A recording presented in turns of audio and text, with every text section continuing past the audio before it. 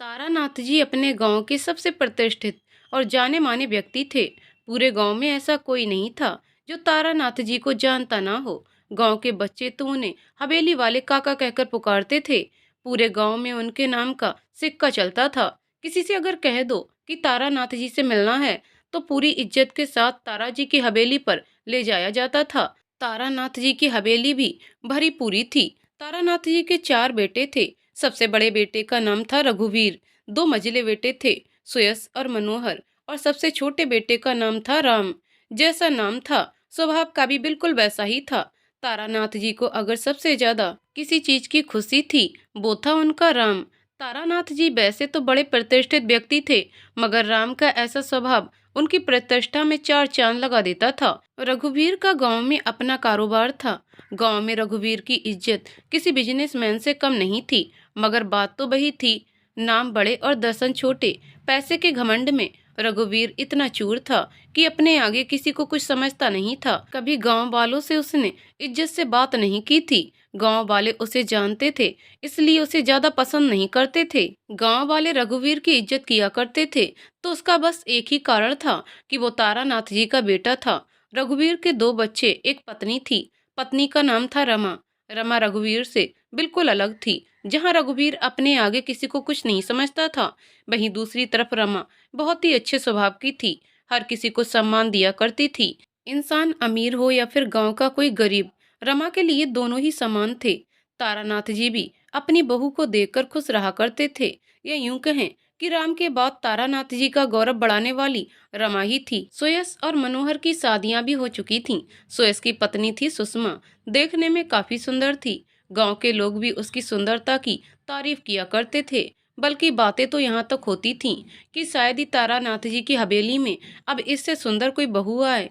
मगर सुषमा अपने रूप के साथ न्याय नहीं कर पाई। इस बात में कोई संदेह नहीं था कि वो सुंदर थी, मगर सिर्फ चेहरे की सुंदरता मायने नहीं रखती थी। सुषमा अपने रूप के घमंड में चूर थी। अपने रूप के आगे वो किसी के बारे में नहीं सोचती थी। सुयस कोई काम नहीं करता था। उसकी आमदनी तो ताराचंद जी की वजह से चलती थी। ताराचंद जी की जमीनों से जो पैसे आते थे, उसका आधा हिस्सा भी सुयस को दिया करते थे। सुयस भी रूप रंग में बहुत ही आला दर्जे का व्यक्ति था। सुषमा के उसे शादी करने का बहुत बड़ा कारण यही था कि रूप रंग में वो सुषमा की बराबरी रखता था। और मनोहर की पत्नी थी कामिनी। कामिनी खूब पढ़ी लिखी थी। उसने एमए किया हुआ था। जबकि उस गांव में कोई 12वीं पास कर ले तो उसको पूरे गांव में सम्मान दिया जाता था। उसे पढ़ने लिखने का शौक था, मगर हवेली की मान मर्यादा के कारण उसे आगे पढ़ने नहीं दिया गया था। आज भी गांव में यदि कोई कार्यक्रम या फिर स्कूलों में खेलों का आयोजन होता तो ताराचंद जी के साथ कामिनी को भी सम्मान के साथ बुलाया जाता था। और ताराचंद जी भी काफी खुश हुआ करते थे कि उनकी बहू को इतना सम्मान दिया जा रहा है। कामिनी भी ये सब देखकर खुश रहा करती थी, मगर वो कभी दिल से खुश नहीं हुई थी। और उसका कारण था उसका पति मनोहर। हालांकि मनोहर भी काफी पढ़ा लिखा था, मगर उसे अपने पिता की संपत्ति पर ऐश करने का शौक था। वो दिन भर गांव भर में घूमता फिरता, दोस्तों के साथ पार्टियां करता और रात को थक हार कर घर वापस आ जाता। कामिनी ने उसे काफी बार समझाया कि बाप की दौलत पर ऐश करना अच्छी बात नहीं है, मगर मनोहर कहाँ किसी की सुनने वाला था। वो तो अपने मद में इतना चूर था कि उसे किसी की बात का कोई मर्म नहीं था। कभी कभी तो वो कामिनी को भी कह देता, अपना ये गुरु ज्ञान अपने पास रखो। मैं जानता हूँ कि तुम पढ़ी लिखी हो, मगर मुझे सिखाने की कोई जरूरत नहीं है। कामिनी भी ये सुनकर चुप हो जाती थी। वो जानती थी कि मनोहर को उसमें कोई दिलचस्पी नहीं है। इसका ये मतलब नहीं है कि कामिनी सुंदर नहीं थी, बस मनोहर का दिल सिर्फ दौलत उड़ाने को ही करता था। तारानाथ जी उसकी हरकतें जानते थे, फिर भी उसे हर बार पैसे दे दिया करते थे। उसका सिर्फ एक ही कारण था कि मनोहर अपनी माँ का लाडला था। और तारानाथ जी ने अपनी पत्नी के आखिरी वक्त में वादा किया था कि वो मनोहर को कभी किसी चीज के लिए नहीं रोकेंगे। और आज तक वो अपना वही वादा निभा रहे हैं। तो तारानाथ जी की हवेली प्रेम द्वेष जैसे कई रसों का समागम है। जहाँ किसी के हृदय में प्रेम भरा है तो किसी के हृदय में घमंड, किसी को कुछ न पा पाने का दुख है तो किसी को सब कुछ मिल जाने का गुरूर। लेकिन इन सब से परे हवेली में तीन लोग ऐसे थे जिनके हृदय में किसी के लिए कोई दोष, कोई दुर्भावना नहीं थी। वो थे जिया, मीना और उनके चहेते चाचा राम। जिया और मीना रघुवीर और रमा के बच्चे थे। दोनों अपनी माँ पर थे। दोनों के लिए सब लोग एक समान थे। गांव में किसी से कोई भेदभाव नहीं करते थे। पूरे गांव के चहेते थे दोनों। और दोनों को हवेली में जो सबसे ज्यादा पसंद था वो था राम। दोनों चाचा राम की रट लगाए दिन भर हवेली में फिरते रहते। राम भी दोनों को बहुत प्यार करता था। राम की पढ़ाई पूरी होने वाली थी। वो कॉलेज से आता तो हमेशा जिया और मीना के लिए कुछ ना कुछ लेकर आता था। रमा भी राम को बहुत प्यार करती थी। अगर कभी कोई पूछ ले कि तुम्हारे कितने बच्चे हैं, तो रमा का एक ही जवाब होता था, मेरे तो 3 बच्चे हैं, जिया, मीना और राम। राम बहुत छोटा था जब उसकी माँ और तारानाथ जी की पत्नी का देहांत हो गया। रमा ने उसे अपने बेटे की तरह पाला था। यहाँ तक कि जब जिया और मीना पैदा हुए, उसके बाद भी उसका राम के प्रति स्नेह कम ना हुआ। तारानाथ जी के तीनों बेटों का विवाह हो चुका था और वो चाहते थे कि उनके जीते जी राम का भी विवाह हो जाए। राम की पढ़ाई भी पूरी होने वाली थी, लिहाजा तारानाथ जी लोगों से संपर्क करने लगे। पंडित राम सिंह जी को बुलाया गया। तारानाथ जी बोले, पंडित जी, मेरे तीनों बेटों की शादियां आपने ही करवाई हैं और भगवान की दया से तीनों बहुत खुश हैं। पंडित जी बोले, अरे तारानाथ जी, आप तीनों खुश हैं तो चौथे का भी विवाह कर दीजिए। इतना बोलकर पंडित जी हल्का सा हंस दिए। तारानाथ जी बोले, अरे पंडित जी, इसीलिए तो आपको बुलाया है। राम की पढ़ाई भी खत्म होने वाली है। मैं सोच रहा हूँ कि उसकी भी शादी कर दी जाए। तारानाथ जी ने हाथ में रखा हुआ सिगार दूसरी तरफ टेबल पर रखा और फिर थोड़ा पास आकर कहने लगे, और आप तो जानते हैं, शादी ब्याह में कम से कम 6 महीने तो लग ही जाते हैं। तब तक राम भी पढ़ लिख चुका होगा।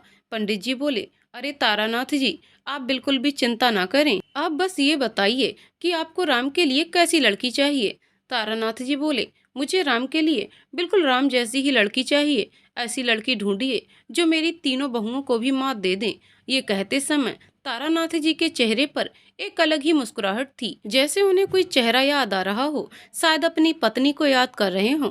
फिर तारानाथ जी कहने लगे, रमा की तरह साफ दिल की हो, सुषमा जैसा रूप हो और कामिनी की तरह पढ़ी लिखी हो। पंडित जी बोले, तारानाथ जी, आप निश्चिंत रहिए। आपके राम के लिए मेरी नज़र में एक लड़की है। पास के गांव में एक लड़की है, गुड़ों की खान है। कोई एक बार उससे मिल ले तो वो उसे कभी भूल नहीं सकता। माँ बाप की इकलौती संतान है और उसका नाम है कुसुम। कुसुम अपने माता पिता की इकलौती संतान थी। माता पिता ने उसे कभी कोई कमी महसूस नहीं होने दी थी। उसकी सुंदरता तो सबका मन मोह लेती थी। उसे देखकर लगता था कि जैसे कुदरत ने सारे रंग लाकर उसमें भर दिए हों। ऐसा लगता था जैसे समंदर ने अपनी सारी गहराई उसकी आंखों में उतार दी हो। अपने नाम की तरह ही उसका रूप किसी फूल से कम ना था। सारे गांव में लोग उसकी प्रशंसा किया करते थे। दिल की इतनी साफ कि किसी को थोड़ी सी भी परेशानी में देख नहीं सकती थी। लोग कहते थे, ये जिसके भी आंगन में जाएगी उसके आंगन को आबाद कर देगी। उसके मन में किसी के प्रति कोई द्वेष नहीं था, हमेशा खुश रहा करती थी। उसके पिता रामचरण चौधरी जब भी उसे देखते थे तो उन्हें अपनी किस्मत पर नाज होता था। कुसुम के अंदर सभी गुण कूट कूट कर भरे थे। चौधरी साहब हमेशा अपनी पत्नी सैला को कहा करते थे कि देखना, मैं अपनी बेटी के लिए कोई राजकुमार ढूंढ कर लाऊंगा। सैला भी जवाब में कहती थी, हाँ हाँ, क्यों नहीं, अपनी कुसुम है भी तो बिल्कुल राजकुमारी। चौधरी साहब सुबह की चाय पी रहे थे, तभी सामने से कोई आता हुआ दिखाई दिया। चौधरी साहब देखते ही मुस्कुराए और कुर्सी से उठकर कहने लगे, अरे राम सिंह जी, आप। पंडित जी भी मुस्कुराते हुए आए और दोनों गले मिले। अरे पंडित जी, आज बड़े दिनों के बाद यहाँ आना हुआ। कहिए, आज रास्ता कैसे भूल गए आप? चौधरी साहब ने बड़ी उत्सुकता के साथ पूछा। पंडित जी बोले, अरे चौधरी साहब, आप ही के काम के लिए आया हूँ। चौधरी साहब ने आश्चर्य से पूछा, भाई हमारा कौन सा काम? पंडित जी बोले, चौधरी साहब, आप हमेशा से अपनी बेटी के लिए कोई राजकुमार ढूंढ रहे थे ना, तो बस मैं वही राजकुमार लेकर आया हूँ। एक पल के लिए तो चौधरी साहब हक्के बक्के से रह गए। अभी अभी कुसुम की ही बात कर रहे थे और उसके लिए रिश्ता भी आ गया।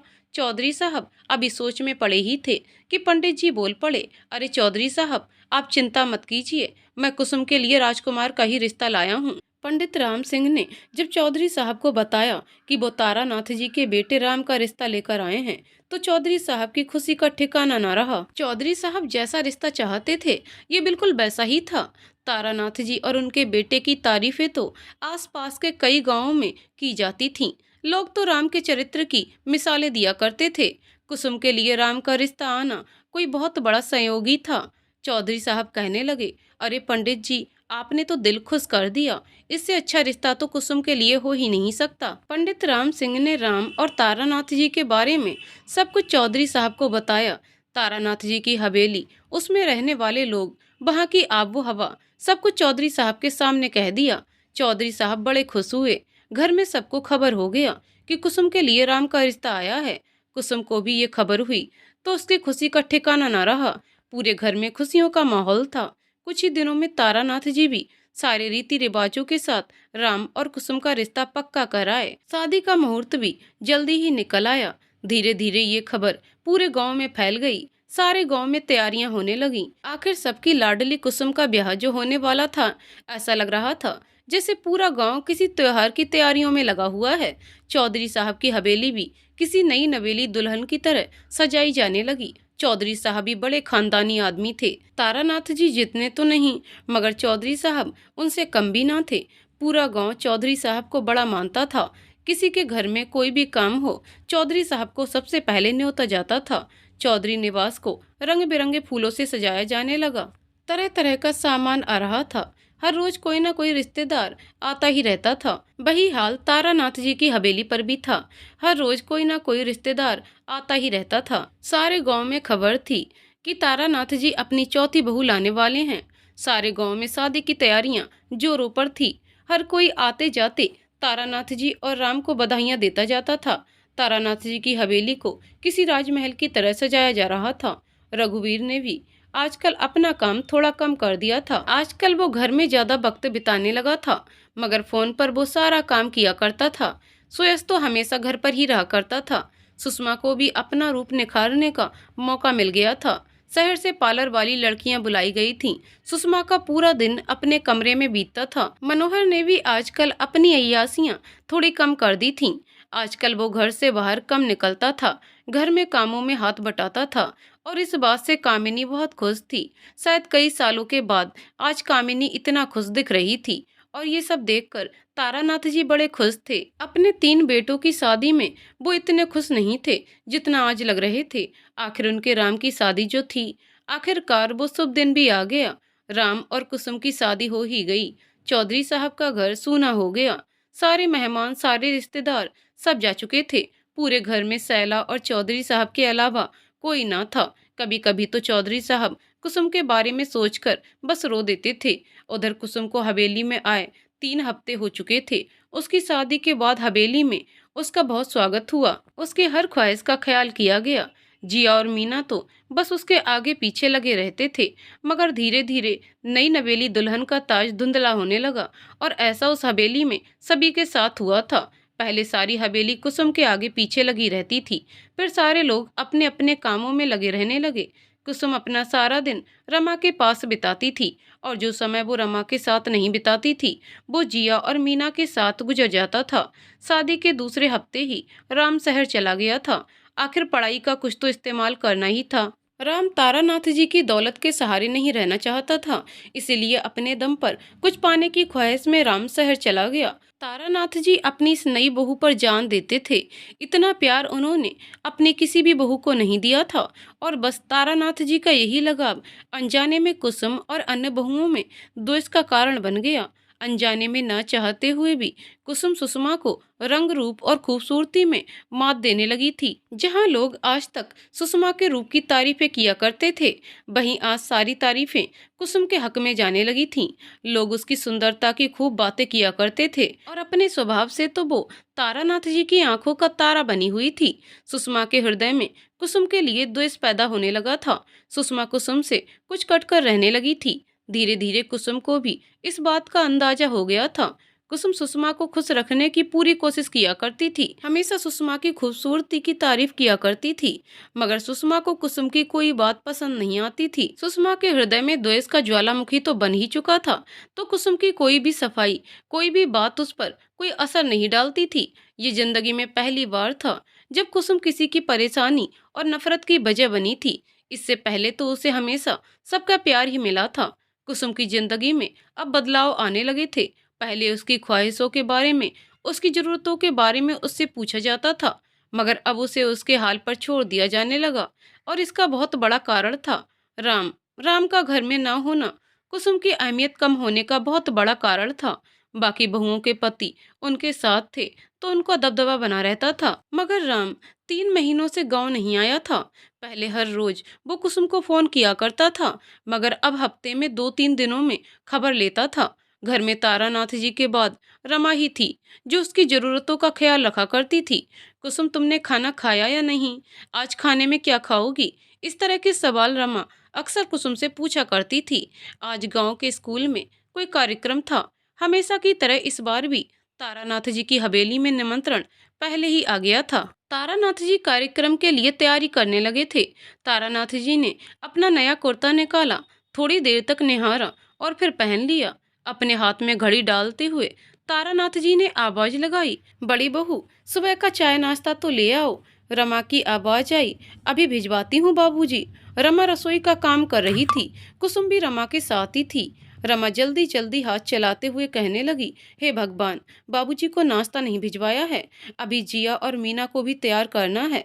कुसुम ने हड़बड़ाती हुई रमा को शांत करते हुए कहा, भाभी, आप परेशान क्यों हो रही हैं? आप जिया और मीना को तैयार कीजिए, बाबूजी को नाश्ता मैं दे आती हूँ। रमा ने हल्की सी मुस्कान के साथ हामी भर दी। कुसुम नाश्ता लेकर चली गई। कुसुम को नाश्ता लेकर आता देख तारानाथ जी बड़े खुश हुए। हमेशा रमा ही उन्हें खाना दिया करती थी, अन्य कोई बहू उनके लिए कभी खाना लेकर नहीं गई थी। तारानाथ जी बोले, अरे बहू, आज तुम नाश्ता लाई हो? कुसुम ने नाश्ता टेबल पर रखते हुए कहा, बाबा, वो रमा भाभी को कुछ और भी काम थे तो मैं नाश्ता ले आई। तारानाथ जी ने कुसुम को आशीर्वाद दिया और नाश्ता करने लगे। कुसुम अभी जाने ही लगी थी कि तारानाथ जी ने रोककर कहा, बहू, तुम तैयार हो जाओ, आज गांव के स्कूल में एक कार्यक्रम है तो मेरे साथ तुम भी चलोगी, ठीक है? कुसुम के लिए ऐसे मौके कभी कभी ही आया करते थे, तो कुसुम ने बिना ज्यादा कुछ सोचे हाँ कर दी और तैयार होने चली गई। कुसुम तैयार हो गई। तारानाथ जी ने नाश्ता भी कर लिया। जाने की पूरी तैयारी हो गई। तारानाथ जी ने कुसुम को चलने के लिए कहा। कुसुम ने भी जिया और मीना का हाथ पकड़ा और तीनों स्कूल के लिए निकल गए। कुछ देर बाद कामिनी कमरे से रमा को आवाजें देती हुई बाहर आई। रमा भाभी, कहाँ हैं आप? ये कहते हुए कामिनी इस कमरे से उस कमरे में चक्कर लगा रही थी। अंत में रसोई में कामिनी और रमा की मुलाकात हो ही गई।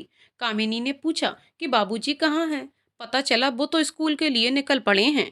कामिनी ने कहा, लेकिन भाभी, बाबूजी ने मुझे तो नहीं कहा। रमा ने रसोई का काम करते करते ही कहा, हाँ, वो आज कुसुम को अपने साथ ले गए हैं।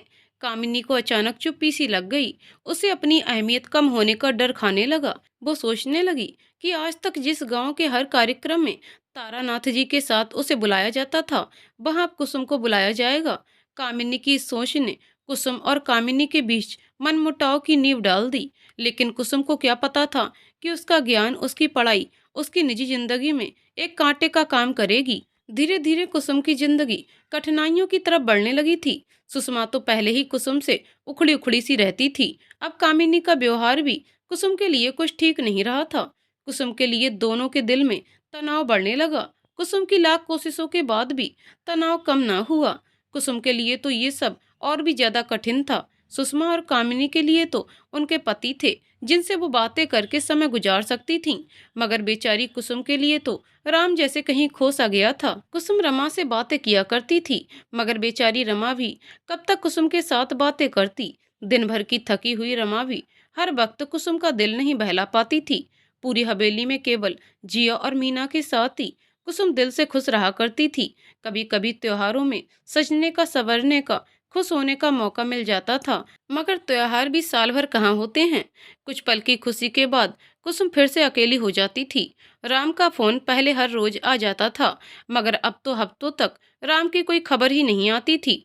इस बात से तारानाथ जी और रमा भी काफी परेशान थे। कुसुम को राम का इंतजार रहता था। राम के इंतजार में घंटों खिड़की पर बैठी रहती थी। कुसुम के इंतजार के ये दिन हफ्तों में बदल गए, हफ्ते महीनों में बदल गए और महीने सालों में, मगर राम की कोई खबर नहीं आई। तारानाथ जी का सबसे प्यारा बेटा आजकल उनकी खबर भी नहीं लेता था। इस बात से तारानाथ जी बड़े परेशान रहते थे। और घर का हाल तो तारानाथ जी देख ही रहे थे। बचपन से जिस कुसुम को कभी किसी परेशानी का सामना नहीं करना पड़ा था, महंगे से महंगे खिलौने के लिए घड़ी भर का इंतजार भी नहीं करना पड़ा था, वो आज अपने ही पति के इंतजार में बेसुध सी हुई जाती थी। जिसने कभी खाने के लिए इंतजार नहीं किया, वो आज राम के एक फोन का बेसब्री से इंतजार कर रही थी कि बस कहीं से राम की कोई खबर आए और उसके दिल को कुछ आराम मिले। 3 साल हो गए मगर राम की कोई खबर नहीं आई। कुसुम को इन 3 सालों में सिर्फ 2 हफ्ते ही अपने पति का साथ मिला था। हवेली के हालात बदलने लगे थे। राम के गम में तारानाथ जी बड़े आहत हुए। तारानाथ जी बीमार रहने लगे। आए दिन घर में डॉक्टर साहब का आना जाना लगा रहता था। कभी बुखार हो जाना, कभी चलते चलते बेहोश हो जाना, ये सब लगा ही रहता था। सुषमा और कामिनी कुसुम से सीधे मुंह बात नहीं करती थीं। अपनी बहुओं के बीच हुए इस मनमुटाव ने तारा जी की सेहत पर बहुत बुरा असर डाला। कुछ ही हफ्तों में तारानाथ जी ने बिस्तर पकड़ लिया। तारानाथ जी के बिस्तर पकड़ते ही समय ने करवट ले ली। उसकी एक आवाज से रघुवीर, सुयस और मनोहर जी हुजूरी करते हुए सामने आ जाते थे। उसे आज कोई पूछता तक न था। जो बहुएं हमेशा तारानाथ जी की खातिर में लगी रहती थीं, वो आज तारानाथ जी को देखने तक न आती थीं। परिवार के इन्हीं सब मामलों को सोचते हुए तारानाथ जी का हृदय भर आया। उनके नेत्रों से अश्रु की धारा बहने लगी। आखिरी बार तारानाथ जी अपनी पत्नी की मृत्यु पर रोए थे, मगर आज घर के माहौल ने उन्हें फिर से रोने पर मजबूर कर दिया। तारानाथ जी के आंसू अभी सूखे नहीं थे कि सामने से कुसुम आती हुई दिखाई दी। तारानाथ जी ने जल्दी जल्दी अपनी आंखें साफ की और मुस्कुराते हुए कहने लगे, अरे कुसुम बेटा, तुम कब आई? कुसुम भी सब जानती थी। वो नाश्ता टेबल पर रखते हुए कहने लगी, तभी जब आप एक छोटे बच्चे की तरह रो रहे थे और मेरे आते ही आपने आंखें साफ कर लीं। तारानाथ जी अपने आंसुओं को छुपाने में असमर्थ रहे। कुसुम सुबह का नाश्ता लेकर आई थी। कुसुम ने आदर्श बहू का फर्ज निभाया और तारानाथ जी को नाश्ता करा दिया। जिस व्यक्ति ने आज तक किसी लाठी का सहारा न लिया था, वो आज खाने के लिए दूसरों पर निर्भर हो रहा था। और यही तो वक्त का खेल है। कल कोई राजा तो आज रंक, आज कोई खुश तो कल कोई दुखी। तारानाथ जी ने आत्मग्लानि भरे स्वर में कहा, बेटा, मैंने तेरे साथ बड़ी नाइंसाफी की है। अगर मुझे पता होता कि राम तेरे साथ ऐसा करेगा तो मैं कभी तुम्हारी शादी उससे ना कराता। कुसुम ने हल्की सी मुस्कुराहट के साथ कहा, बाबूजी, आप खुद को दोष क्यों दे रहे हैं? जिसके नसीब में जो होता है उसे वही मिलता है। और आप फिक्र मत कीजिए, राम जल्दी लौट आएंगे। इतना कहकर कुसुम ने नाश्ते की प्लेट उठाई और दरवाजे से बाहर चली गई। तारानाथ जी ने भी दूसरी तरफ करवट लेकर आंखें बंद कर लीं। अब तारानाथ जी को नींद तो क्या आती, मगर फिर भी उन्होंने आंखें बंद कर लीं। तारानाथ जी का दिल रखने के लिए कुसुम कह तो आई थी कि राम जल्दी लौट आएगा, मगर राम के लौटने की कोई उम्मीद थी ही नहीं। मगर उसके दिल का कोई कोना अभी भी आस लगाए बैठा था। कुसुम अपने कमरे में गई और अपनी खिड़की से झांकने लगी। वो खिड़की ही थी जो कुसुम के दिल को सुकून देती थी। कुसुम को उम्मीद थी कि शायद एक दिन राम आएगा और वो उसी खिड़की से उसे देखेगी। ये सब सोचते हुए कुसुम के चेहरे पर हल्की मुस्कान आने लगी, मगर थोड़ी ही देर में उसकी मुस्कान गायब हो गई। उसे असलियत का एहसास होने लगा। कुसुम ने अलमारी से अपनी नई साथी निकाली और वो नई साथी थी उसकी डायरी। कुसुम पिछले 1 साल से वो डायरी लिख रही थी। हर पन्ने की शुरुआत में वो लिखती थी, डियर कुसुम। उसकी डायरी के हर पन्ने पर सिर्फ राम की ही बातें होती थीं।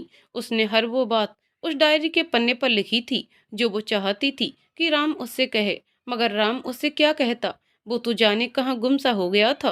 कुसुम ने लिखना शुरू किया, डियर कुसुम, मैं जानता हूँ कि तुम मुझसे नाराज हो और तुम्हें लग रहा होगा कि मैं शायद कभी नहीं आऊँगा, मगर कुसुम, तुम्हारा दिल तो कह रहा होगा ना कि तुम्हारा राम वापस आएगा। तो बस तुम अपने दिल का भरोसा करो। इतना लिखते ही कुसुम की आंखों से आंसू गिरने लगे। कुसुम ने डायरी बंद की और अलमारी में डाल दी।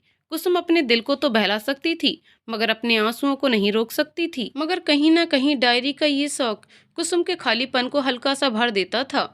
इधर दिन पर दिन बीतते जा रहे थे और तारानाथ जी की हालत बिगड़ती जा रही थी। डॉक्टर साहब ने भी उम्मीद छोड़ दी थी। गांव के लोग कहने लगे थे कि शायद तारानाथ जी अब ज्यादा समय तक जीवित नहीं रहेंगे और शायद तारानाथ जी भी राम का इंतजार करते करते अब जीने की उम्मीद छोड़ रहे थे। आखिरकार कयामत का वो दिन आ ही गया।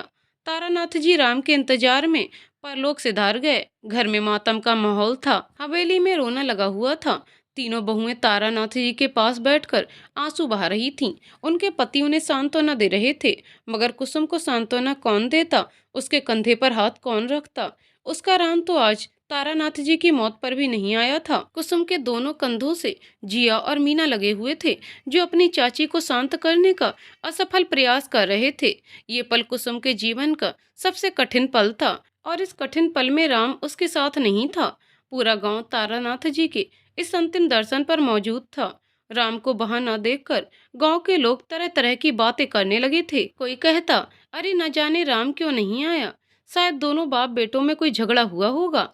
तो कोई कहता, अरे ऐसा भी क्या हो गया कि अपने बाप की मृत्यु पर भी घर नहीं आया।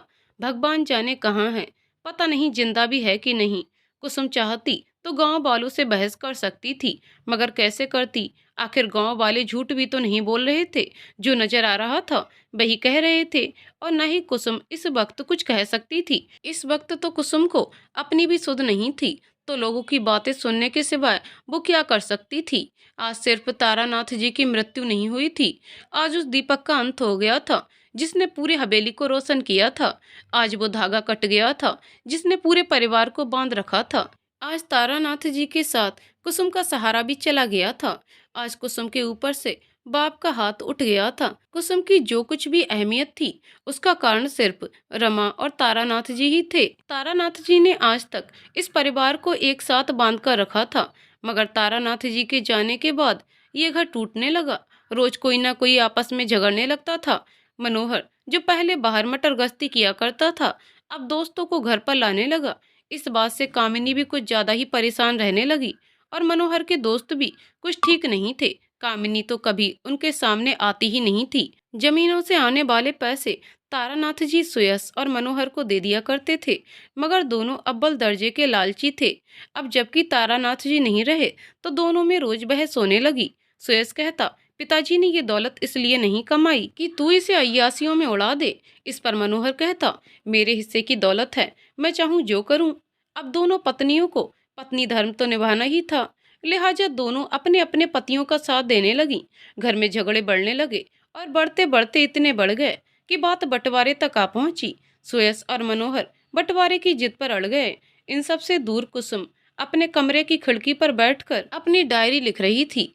आज कुसुम ने लाल रंग का जोड़ा पहना हुआ था, वही जोड़ा जो शादी की रात राम ने उसे तोहफे में दिया था। कुसुम ने लिखना शुरू किया, आज तुम इस लाल जोड़े में बहुत खूबसूरत लग रही हो। तुम्हें क्या लगा मुझे कुछ याद नहीं है? मुझे याद है। शादी की 6ठी सालगिरह मुबारक हो। आज कुसुम और राम की शादी को 6 साल हो गए थे, मगर बेचारी कुसुम को राम की कोई खबर नहीं मिली थी। कुसुम 6 साल से राम का इंतजार कर रही थी। दिन पर दिन बीते जा रहे थे, मगर इंतजार की घड़ी कम ही नहीं होती थी। कुसुम ने आगे लिखने के लिए कलम उठाई ही थी कि नीचे हॉल से चीजों के गिरने की और झगड़ने की आवाजें आने लगी। कुसुम ने डायरी बंद कर अलमारी में डाली और हॉल की तरफ चली गई और ऊपर से ही देखने लगी। कुसुम देखती तो क्या देखती, भाइयों में बंटवारे की बातें चल रही थीं। सुयस कहता, रघुवीर भैया को आने दो, आज तो मैं बंटवारा करके रहूंगा।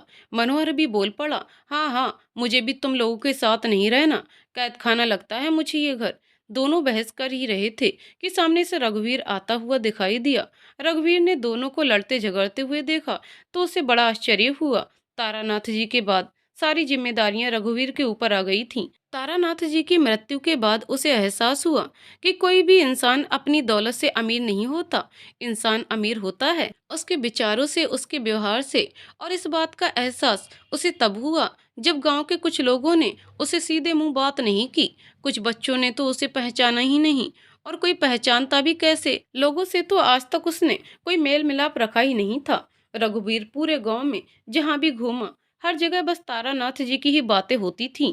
लोग कहते थे, तारानाथ जी बड़े अच्छे दिल के आदमी थे, और शायद ही तारानाथ जी जैसा अब कोई हो इस दुनिया में। कुछ कहते, अरे भाई, अगर हमारे बस में होता तो अपनी जान देकर भी तारानाथ जी की जान बचा लेते। कोई उनकी दरिया दिली की तारीफें करता, तो कोई उनकी मृत्यु पर दुख व्यक्त करता। रघुवीर सोचने लगा, क्या फायदा इतनी दौलत कमाने का जब लोग मेरे जीते जी मेरे बारे में कोई बात ही नहीं करते, और दूसरी ओर पिताजी की मृत्यु के बाद भी उनके गुण गा रहे हैं।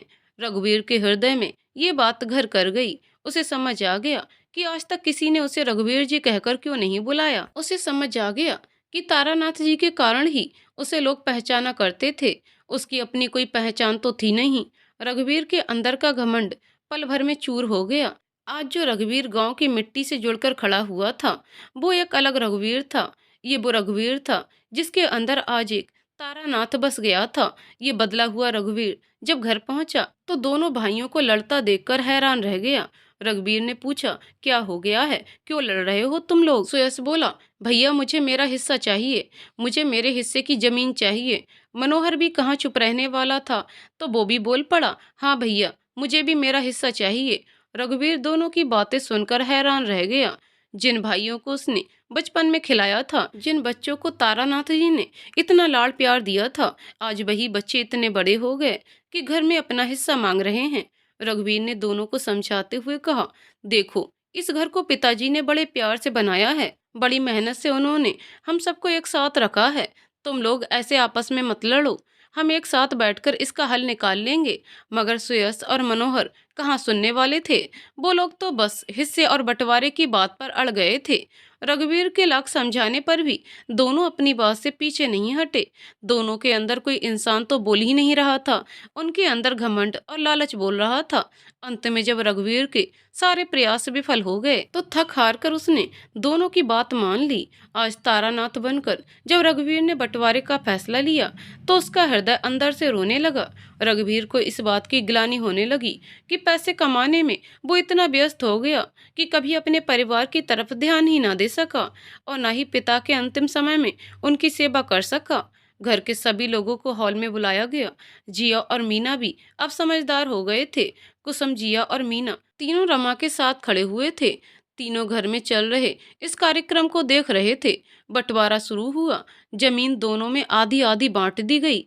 और भी बहुत सारी चीजें थीं जो सुयश और मनोहर को आधी आधी मिल गईं।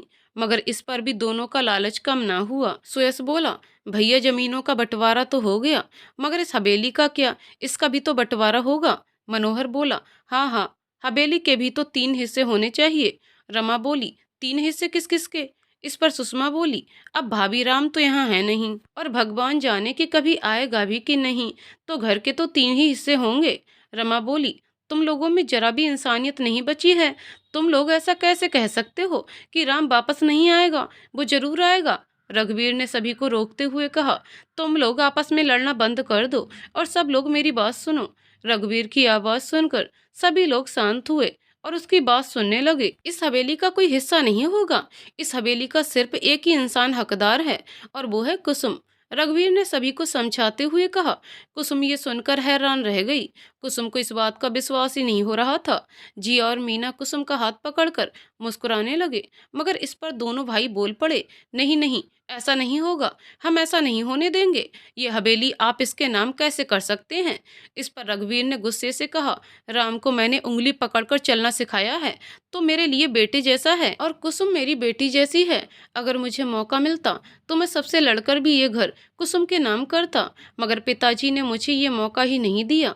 मरने से पहले वो इस हवेली को कुसुम के नाम कर गए हैं। ये सुनकर सब हैरान हो गए।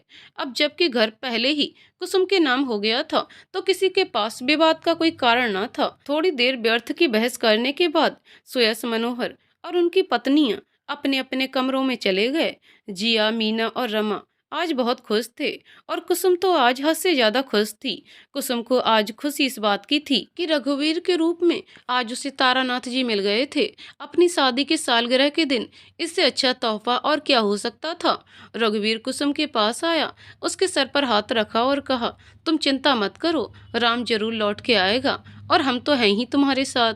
आज जब रघुवीर ने कुसुम के सिर पर हाथ रखा तो उसके सिर से उठा हुआ वो बाप का हाथ फिर से उसके सिर पर आ लौटा था। रघुवीर ने कुसुम को आशीर्वाद दिया और अपने कमरे की तरफ चला गया।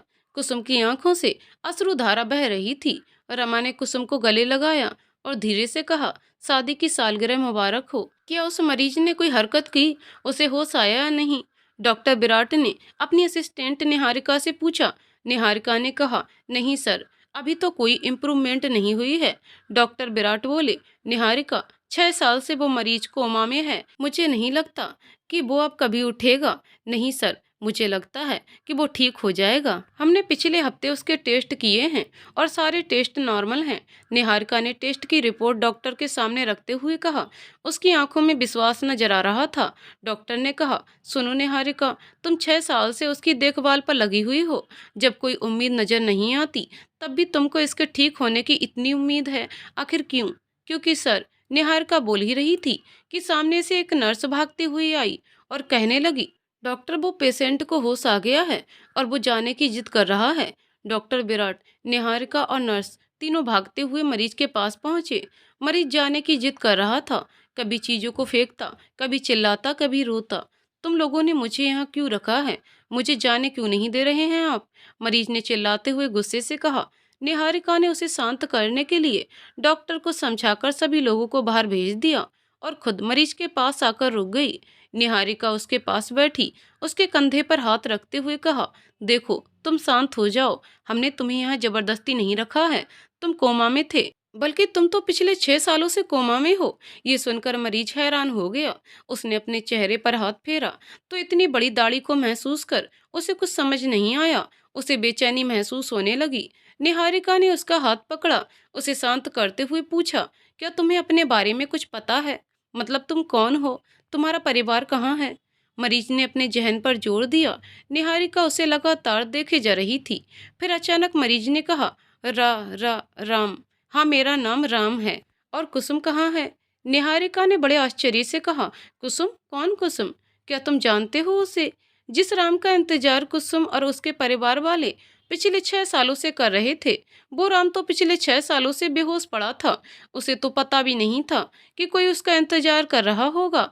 उस राम को तो अपनी भी खबर नहीं थी। वो कहाँ था, क्या कर रहा था, उसके साथ क्या हो रहा था, उसे कुछ पता नहीं था। हाँ, नहीं, पता नहीं। मुझे ये नाम याद है, मगर मुझे याद नहीं आ रहा कि वो कौन है। राम ने बेचैन होते हुए कहा।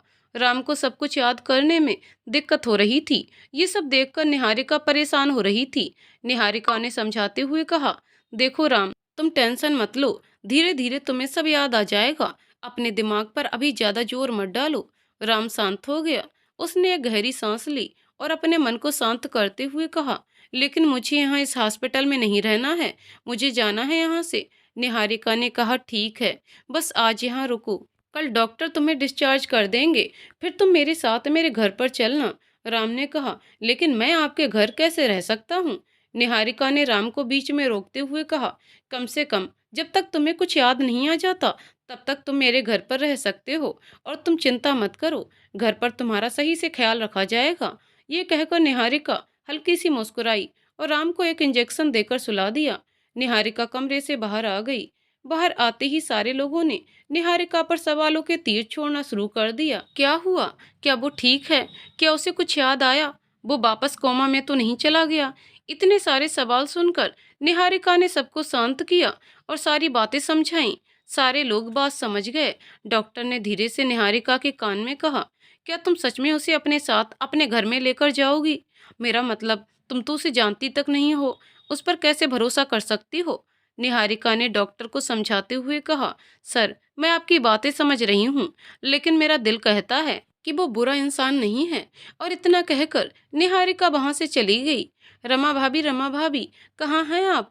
कुसुम रमा के नाम की रट लगाते हुए इधर से उधर जा रही थी। रमा को आवाज लगाते लगाते कुसुम रसोई में पहुंच गई। रमा भाभी, आपको कहाँ कहाँ नहीं ढूंढा मैंने। कुसुम ने बड़ी बेचैनी के साथ कहा। रमा ने कहा, क्यों, क्या हो गया? इतनी बेचैन सी क्यों लग रही हो? कुसुम ने रमा के कंधों पर हाथ रखते हुए कहा, भाभी, मैंने सपना देखा। मैंने सपने में राम को देखा। मुझे लगता है राम लौट कर आने वाला है। रमा कुसुम को एकटक देखने लगी और सोचने लगी, कितनी आशाएं हैं इन छोटी सी आंखों में। क्या क्या नहीं सोचता है इसका दिल। जो पिछले 6 सालों से नहीं आया है, उसकी भी उम्मीद लगा रखी है इसने। रमा को पूरा विश्वास तो क्या ही था, मगर कुसुम का दिल रखने के लिए और कितने समय के बाद उसके चेहरे पर आई खुशी को बनाए रखने के लिए उसने कह दिया, हाँ हाँ, तुम्हें अगर सपना आया है तो राम जरूर लौट कर आ जाएगा। रमा के मुख से सांत्वना के ये शब्द सुनकर कुसुम की खुशी और दोगुनी हो गई। आज सालों बाद उसके चेहरे पर ये खुशी देखने को मिली थी। आज सालों बाद उसका वो सुंदर और मनमोहक रूप देखने को मिला था, जो एक समय से जैसे कहीं खो सा गया था। आज कुसुम के अंदर चुलबुलाता हुआ सा वो बच्चा देखने को मिला था, जो शादी से पहले हुआ करता था। कुसुम को आज इतनी खुशी किस बात की हो रही थी, वो तो खुद भी नहीं जानती थी। सिर्फ एक सपने की वजह से कोई इतना खुश कैसे हो सकता है? मगर कुसुम की खुशी का तो वही एक कारण था। कुसुम भागती हुई अपने कमरे में गई, अपनी खिड़की के पर्दे हटाए और बाहर झांकने लगी। आज खिड़की से आने वाली धूप उसे धरती पर स्वर्ग का एहसास करवा रही थी। कुसुम ने फिर से वही डायरी निकाली और लिखना शुरू किया। डियर कुसुम, तुम्हें तो पता चल गया होगा, लेकिन फिर भी मैं बता देता हूँ, मैं आ रहा हूँ। हाँ, मैं वापस आ रहा हूँ। इतना लिखा ही था कि कुसुम के चेहरे की मुस्कुराहट अचानक गायब होने लगी। उसे वास्तविकता का एहसास होने लगा।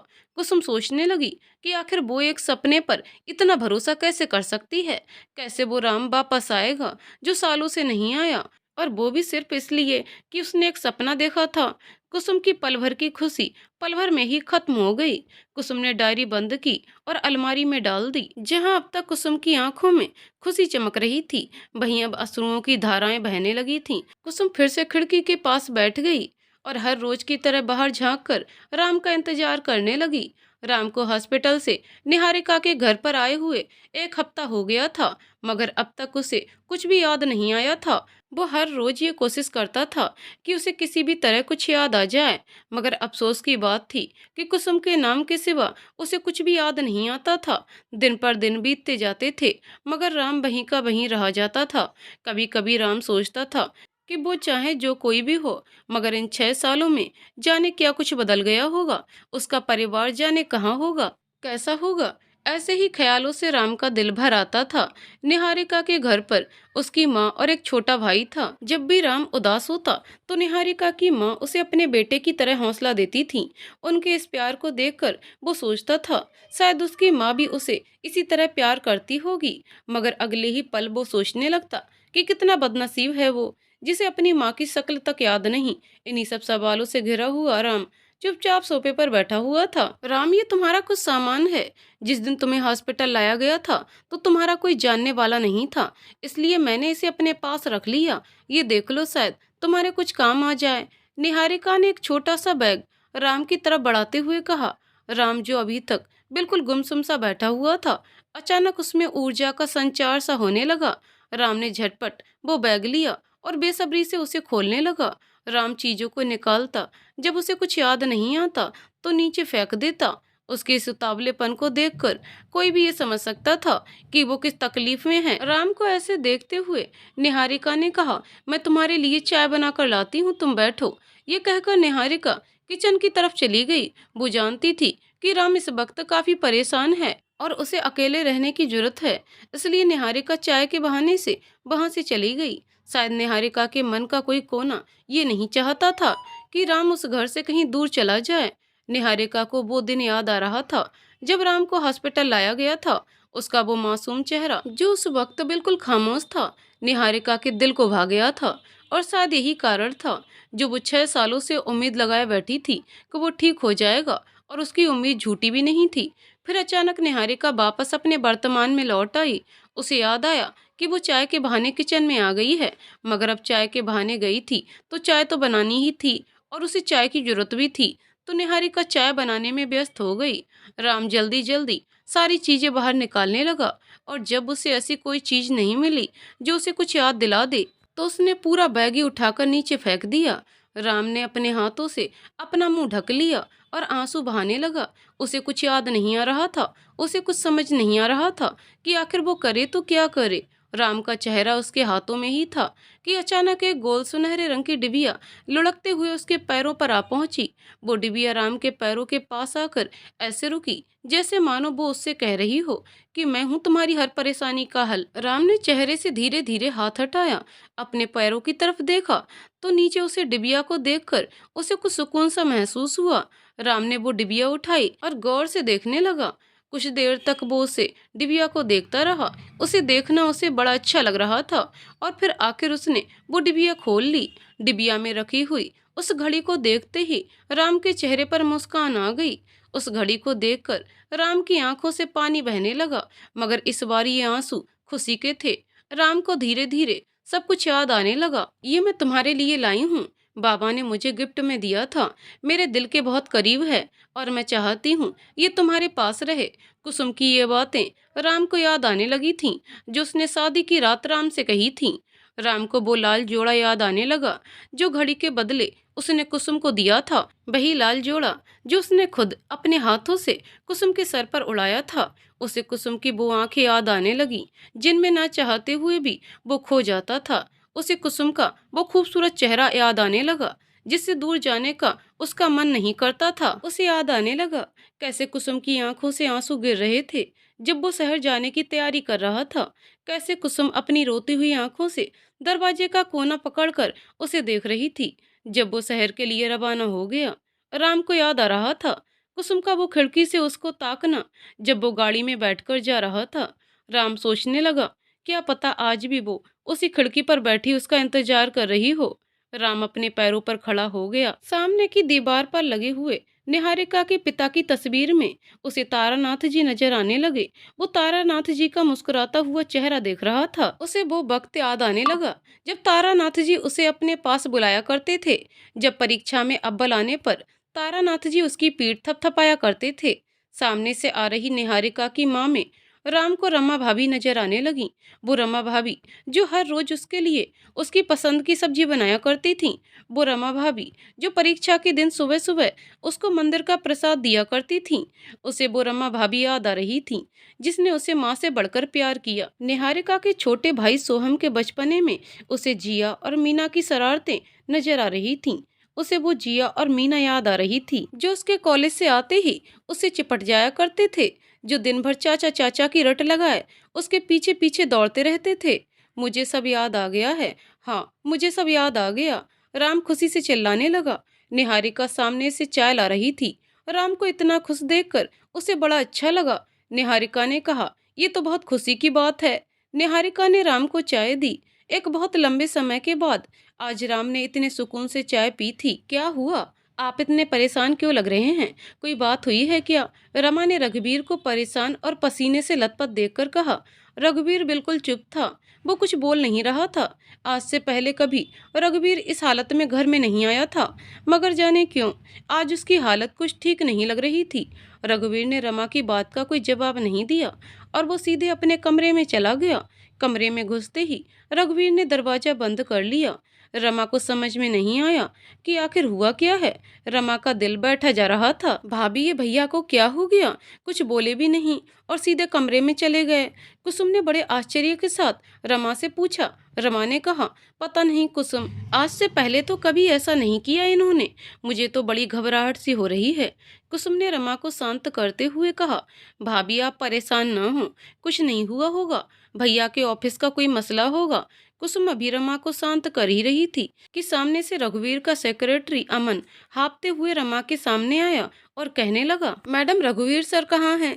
अमन को इतना परेशान देखकर रमा का दिल और बैठने लगा था। रमा ने अमन से पूछा, क्या हुआ है? ये आज इतने परेशान क्यों लग रहे हैं? कोई परेशानी है क्या? अमन पहले कुछ नहीं बोल रहा था, मगर कुसुम और रमा के दबाव डालने के बाद अमन को बोलना पड़ा। अमन ने कहा, मैडम हमारी कंपनी को बहुत बड़ा लॉस हो गया है। रघुवीर सर के ऊपर कर्ज चढ़ गया है, वो बहुत परेशान लग रहे हैं, इसलिए मैं उनके पीछे यहाँ तक चला आया। रमा, कुसुम और अमन तीनों रघुवीर के कमरे की ओर भागे। रमा ने दरवाजा खटखटाया, मगर अंदर से कोई जवाब नहीं मिला। अब तीनों जोर जोर से दरवाजा खटखटाते हुए रघुवीर को आवाजें देने लगे, मगर अंदर से कोई आवाज नहीं आती थी। घर के बाकी कमरों में भी आवाजें जा रही थीं, मगर किसी भी कमरे से कोई भी बाहर नहीं आया। सुयस और मनोहर इतनी आवाजें सुनते हुए भी बाहर नहीं आए। सुषमा और कामिनी को तो जैसे कोई फर्क ही नहीं पड़ता था। कुसुम और रमा जब थक गए तो उन्होंने अमन को दरवाजा तोड़ने को कहा। अमन ने अपने कंधे के सहारे वो दरवाजा तोड़ दिया। दरवाजा तोड़ने के बाद जैसे ही तीनों अंदर गए तो हैरान रह गए। रमा तो नीचे गिर पड़ी। कुसुम रमा को संभाल रही थी और अमन बस सामने की तरफ देखे जा रहा था। सामने फर्श पर रघुवीर का बेजान सा शरीर पड़ा हुआ था। उसके हाथ और पैर अलग अलग दिशाओं में पड़े हुए थे। कमरे में कुसुम और रमा का रोना शुरू हो गया। रघुवीर के कमरे से रोने की आवाजें सुनकर बाकी के लोग भी वहां आ गए। सुयस और मनोहर को अपनी आंखों पर विश्वास नहीं हुआ। दोनों के दिलों में चाहे बाकियों के लिए कितनी भी कड़वाहट क्यों ना हो, मगर दोनों रघुवीर की बहुत इज्जत किया करते थे। और आज रघुवीर को इस हालत में बेजान पड़ा हुआ देखा तो दोनों फूट फूट कर रोने लगे। आज कुसुम का एक और सहारा छिन गया और इस बार भी उसे सांत्वना देने वाला कोई ना था। औपचारिकता के लिए एम्बुलेंस को बुलाया गया। शायद उन्हें उम्मीद थी कि अब भी कोई चमत्कार हो सकता है, लेकिन जब डॉक्टर ने भी रघुवीर की मौत पर सच्चाई की मोहर लगा दी तो सारा परिवार टूट पड़ा। रमा रघुवीर के सबके पास बैठकर रोने लगी। सारा परिवार मातम मना रहा था। तभी दरवाजे से सूट बूट में दो लोग आते हुए नजर आए। कुसुम और रमा तो पूरे सदमे में थे। तो सुयस उन अजनबियों के पास गया। सुयस ने पूछा, आप लोग कौन हैं? भैया के कोई जानने वाले हैं क्या? दोनों अजनबियों ने अपने बैग से कुछ कागजात निकाले और कहने लगे, जी नहीं, हम लोग बैंक की तरफ से आए हैं। रघुवीर जी ने हमारे बैंक से लोन लिया था और अभी तक उसे चुका नहीं पाए हैं। सुयस ने कहा, मगर भैया तो गुजर चुके हैं। मगर बैंक को इस बात से क्या फर्क पड़ना है?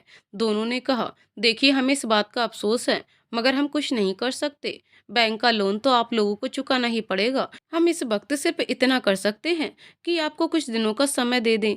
सुयस उन लोगों से कहाँ बहस करता। वो लोग तो अपना काम ही कर रहे थे, लिहाजा वो एक हफ्ते की मोहलत पर मान गया। रघुवीर का अंतिम संस्कार कर दिया गया। 4 दिन बीत गए, मगर रमा को हर रोज रह रहकर रघुवीर का ख्याल आ जाता और फूट फूट कर रोने लगती। कुसुम हमेशा रमा के साथ ही रहा करती थी। एक समय था जब रमा कुसुम का ख्याल रखा करती थी और आज कुसुम रमा का ख्याल रख रही थी। उस हवेली में जो खुशहाली पहले हुआ करती थी, अब वो खुशहाली नहीं रही। सारा घर खामोश रहता था। उस हवेली की खामोशी से कुसुम का अपना ही दिल डरने लगता था। मनोहर, बैंक वाले बस 2 ही दिनों में आते होंगे और घर में इतना पैसा ही नहीं है, कैसे होगा? सुयस हॉल में बैठकर मनोहर से कह रहा था। वो जानता था ये बैंक वाले अपना लोन वापस लिए बिना छोड़ेंगे नहीं, इसलिए उसे चिंता खाए जा रही थी। दोनों बात कर ही रहे थे कि अचानक पीछे से कुसुम बोल पड़ी, क्या हुआ भैया? आप लोग किस लोन की बात कर रहे हैं? सुयस और मनोहर पहले तो कुछ नहीं बोल रहे थे, मगर कुसुम के बार बार पूछने पर उनको बताना ही पड़ा। सब कुछ सुनकर कुसुम हैरान रह गई। कुसुम को समझ नहीं आ रहा था कि वो आखिर क्या करे। फिर अचानक कुसुम बोल पड़ी, भैया, आप इस घर को गिरवी रख दीजिए, कम से कम इससे हम लोन तो चुका पाएंगे। सुयस और मनोहर दोनों हैरान हो गए। जो घर वो नहीं चाहते थे कि कुसुम को मिले, आज उसी घर से कुसुम रघुवीर का लोन चुकाने की बात कर रही थी। उस नन्ही जान का ये त्याग देखकर दोनों की आंखें नम हो गईं। कुसुम के पास उस घर के सिवा और कुछ नहीं था। उसका सारा खर्च रघुवीर उठाया करता था, मगर बिना कुछ भी सोचे कुसुम ने ये बात कह दी। सुयस बोल पड़ा, सच में तुम खरा सोना हो कुसुम। हमने न जाने तुम्हारा कितना अपमान किया।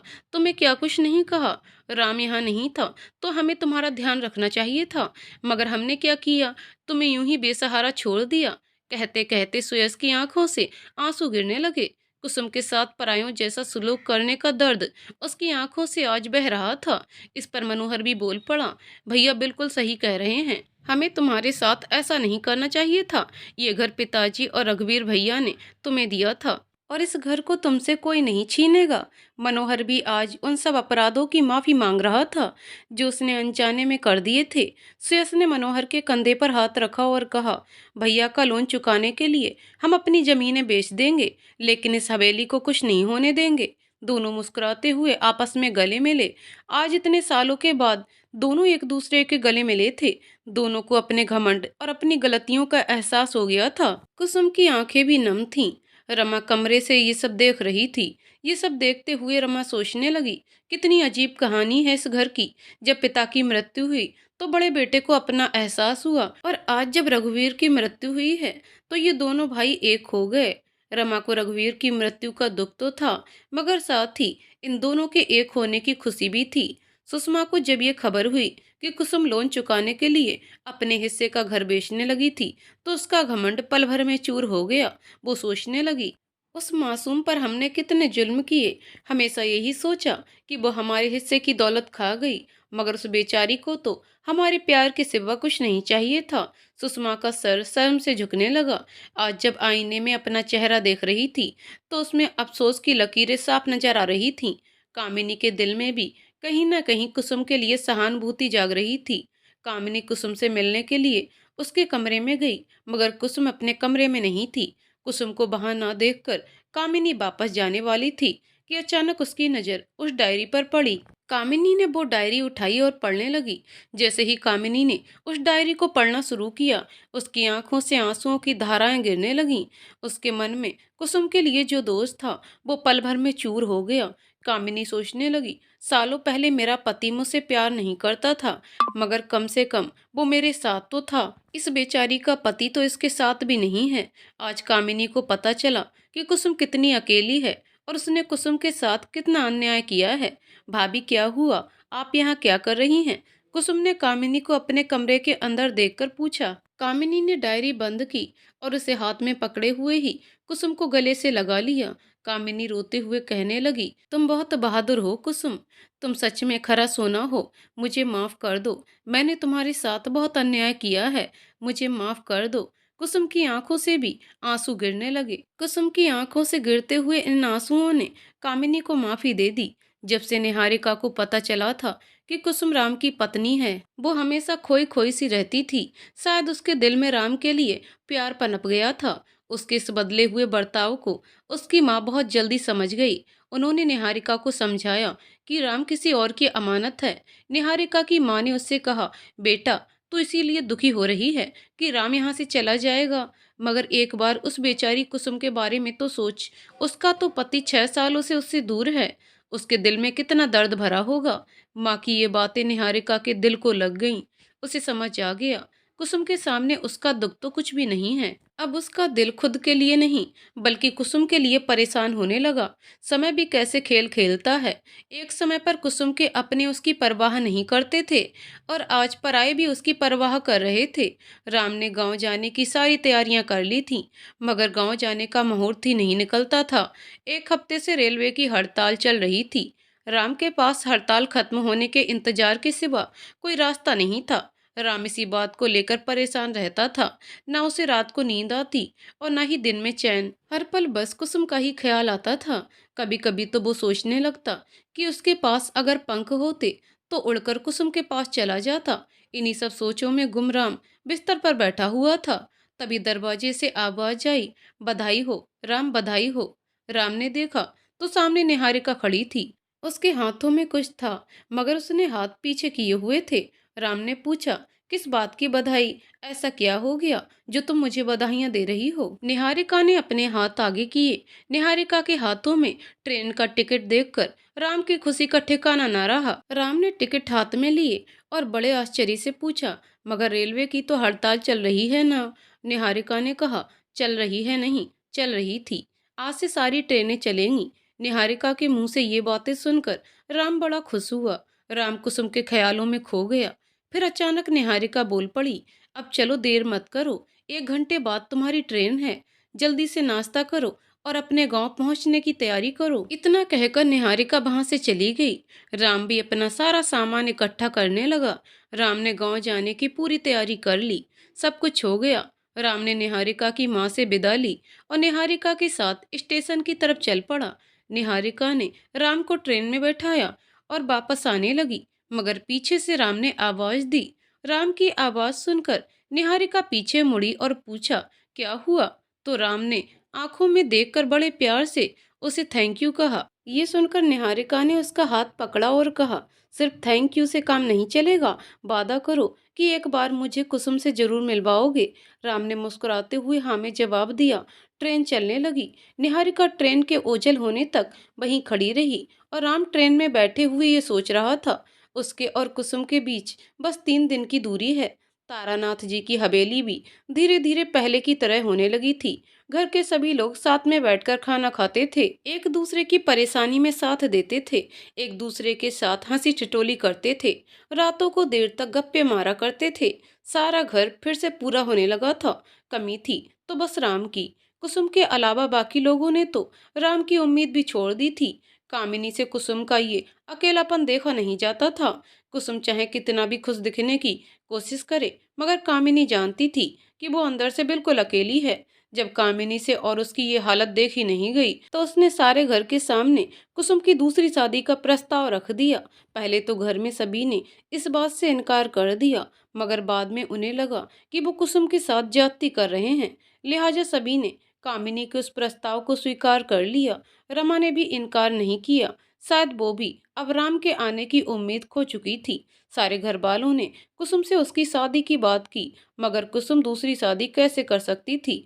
कुसुम ने तो राम से सच्चा प्रेम किया था, किसी और के बारे में वो सोच भी नहीं सकती थी। मगर सालों बाद मिले घर वालों के इस प्यार को खोना नहीं चाहती थी, इसलिए उसने हाँ तो नहीं कहा, मगर बेचारी ना भी ना कर सकी। सारे घर वालों ने उसकी खामोशी को हाँ समझ लिया था। सभी लोग उसके रिश्ते की तैयारी करने लगे। सारे लोग तैयारियों में व्यस्त थे और कुसुम अपनी डायरी को सीने से लगाए बस कमरे में बैठी रहती थी। कुसुम का स्वभाव और चरित्र इतना निर्मल था कि जैसे ही उसके रिश्ते की बात हुई, अगले ही दिन एक बड़े खानदान का रिश्ता आ पहुंचा। जैसे ही रिश्ता पहुंचा, राम भी गांव के बाहर पहुंच गया। भगवान की दया से काफी अच्छे घर का रिश्ता था। सारे घर वाले काफी खुश थे। कुसुम को अच्छे से तैयार होने के लिए कहा गया। कुसुम अपने कमरे में बैठी हुई बस आईना देख रही थी। आज उसने वही लाल जोड़ा पहना हुआ था जो राम ने उसे शादी की रात दिया था। रिश्ते की बात चल रही थी। दरवाजे पर किसी के आने की आहट हुई। सभी ने देखा तो हक्के बक्के रह गए। सामने राम खड़ा था। इतने सालों में कुछ नहीं बदला था। वही मासूम चेहरा, वही मन मोह लेने वाली मुस्कुराहट। राम आते ही सुयस और मनोहर के गले लगकर रोने लगा। आज उसे एहसास हुआ कि इतने सालों में क्या कुछ बदल गया। रमा भाभी के बाल सफेद हो गए। पिताजी नहीं रहे। रघुवीर भैया गुजर गए। जिया और मीना अब बड़े हो गए थे। सुयस ने पूछा, राम तू कहाँ था अब तक? वापस क्यों नहीं आया? अगर आज तू ना आता तो हम तो बहुत बड़ा पाप कर बैठते। राम ने सुयस को सारी बातें बताईं। सारी बातें सुनकर सुयस और बाकी लोगों की आंखों से आंसू बहने लगे। फिर सुयस ने आंखें पोंछकर कहा, अब तू जाके कुसुम से मिल ले। वो बेचारी कब से तेरी राह देख रही है। रोज खिड़की पर बैठती है ये सोचकर कि शायद एक दिन तू लौट आए। राम ने हाँ में सर हिलाया और सीधे कमरे की तरफ भागा। कुसुम अभी भी उस डायरी को सीने से लगाकर बैठी थी। जब वो खुद को आईने में देख रही थी, तो उसे खुद में एक स्वार्थी औरत नजर आ रही थी। उसे लग रहा था कि वो राम के साथ विश्वासघात कर रही है। कुसुम सोचने लगी कि वो ये शादी नहीं कर सकती। इस शादी के लिए हाँ कहने से पहले वो अपनी जान दे देगी। ये सोचते हुए कुसुम ने एक धारदार चीज ली और अपनी कलाई पर लगाने लगी। कुसुम कलाई पर घाव करने ही वाली थी कि पीछे से आवाज आई, कुसुम। ये आवाज कुसुम को इतनी प्यारी लगी कि उसके हाथ से डायरी और वो धारदार चीज नीचे गिर पड़ी। आज तक कुसुम को वो आवाज याद थी और वो आवाज थी राम की। कुसुम ने पीछे देखा तो सामने राम को देखकर उसकी आंखों से आंसू गिर पड़े। कुसुम बिना कुछ भी सोचे भागी और सीधे राम के सीने से जा लगी। दोनों की आंखों से आंसुओं की धाराएं बह रही थीं। इतने सालों का गम आज कुसुम की आंखों से बहता जा रहा था। कुसुम ने राम के सीने से हटकर उसकी आंखों में देखकर कुछ कहना चाहा, मगर राम ने उसके होठों पर उंगलियां रख दी। कुसुम की डायरी का एक पन्ना उड़ता हुआ दोनों के करीब आ पहुंचा। राम ने वो पन्ना देखा। देखते ही उसके आंसुओं का वेग बढ़ गया। राम ने कुसुम को गले से लगा लिया। दोनों कुछ भी कहे बिना बस इसी पल में जीना चाहते थे। सालों की दूरी को बस किसी तरह खत्म करना चाहते थे। तारानाथ जी का परिवार एक बार फिर से जी उठा था। जिस आदर्श परिवार का स्वप्न तारानाथ जी देखा करते थे, वो अंततः आज उनकी मृत्यु के बाद सच हो गया था। आज सालों की तपस्या के बाद कुसुम को उसका राम मिल गया था। तो दोस्तों, कहानी यहीं पर समाप्त होती है।